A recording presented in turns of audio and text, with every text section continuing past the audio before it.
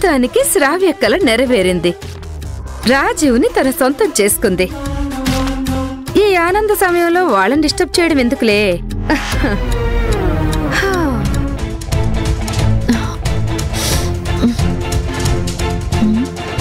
నీలాంబరి అంటే ఇన్నిసార్లు కాల్ చేసిందేంటి?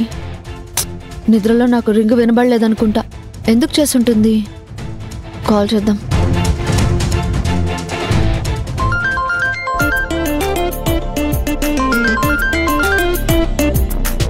ఇందాక రాజీవ్తో కలిసి ఎంజాయ్ చేసిన ఎగ్జైట్మెంట్ లో నేను ఫోన్ చేసినా తీయలేదు. అంతేలే, కోరుకున్న సంతోషం కోరొచ్చినప్పుడు అలాగే ఉంటుంది. హాయ్ శ్రావ్య, ఇంతకీ ఏ ఐస్ క్రీమ్ ఫ్లేవర్ తిన్నావు? వెనిలా బటర్ స్కాచా? అర్ధరాత్రి పూట అంకమ్మ జాతరలాగా ఈ ఐస్ క్రీమ్ ఏంటి, ఫ్లేవర్ ఏంటి, ఏం మాట్లాడుతున్నారా ఆంటీ మీరు? అసలు మీరేమంటున్నారో నాకేమీ అర్థం కావడం లేదు.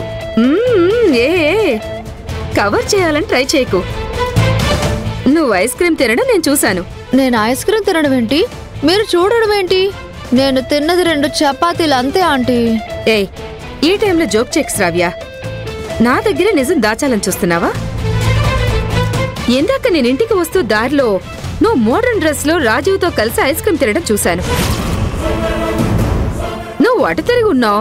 నీ దగ్గరకు వచ్చి నీ హ్యాపీనెస్ ని ఎందుకు డిస్టర్బ్ చేయాలని 4-5 టైమ్స్ కాల్ చేశాను. నువ్వు లిఫ్టే చేయలేదుగా. రాజీవ్తో హ్యాపీగా ఉండటం నేను గమనించానులే. వాట్? నేను మోడర్న్ డ్రెస్ లో రాజీవ్తో కలిసి ఐస్ క్రీమ్ తింటున్నానా? అది కూడా బయట. నేను అసలు బయటకే వెళ్ళలేదు ఆంటీ. డిన్నర్ చేసి నా రూమ్ లో నేను నిద్రపోతున్నాను.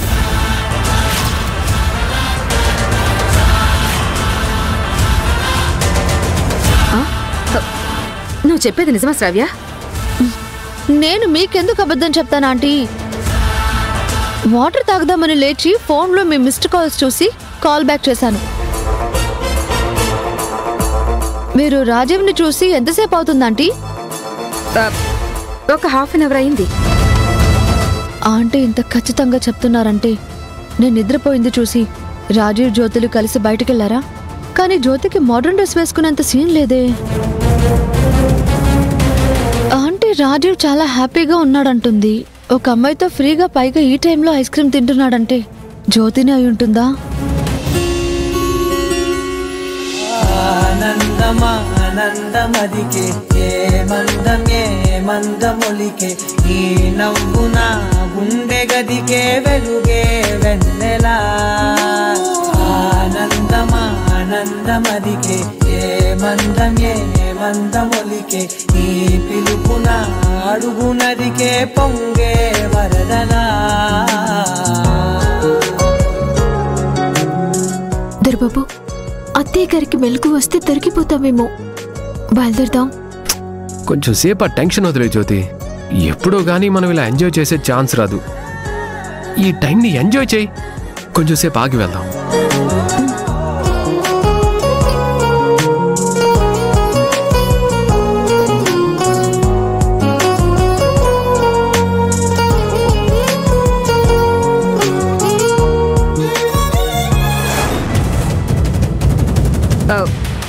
అయితే రాజీవ్తో ఉన్నది నువ్వు కాదా శ్రావ్య? అదే కదా అంటే నేను చెప్తున్నాను.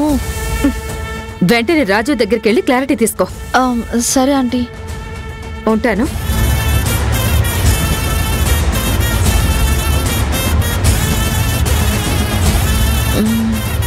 రాజీవ్ రూమ్కి వెళ్ళి చూస్తాను.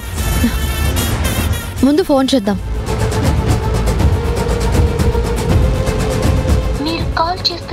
రాజీవ్ ఏంటి ఫోన్ లిఫ్ట్ చేయట్లేదు?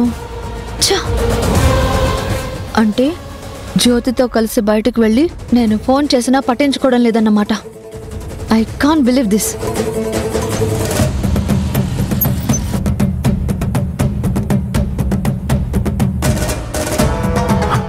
జ్యోతి, ఏంటి దొరబాబు? శ్రావ్య 3-4 టైమ్స్ నాకు కాల్ చేసింది. దొరబాబు, మనం బయటకు వచ్చిన విషయం శ్రావ్యకి తెలిసిపోయి ఉంటుంది. అందుకే అన్నిసార్లు ఫోన్ చేసి ఉంటుంది. దీన్ని అడ్డం పెట్టుకుని శ్రావ్య పెద్ద రచ్చ చేస్తుంది దొరబాబు.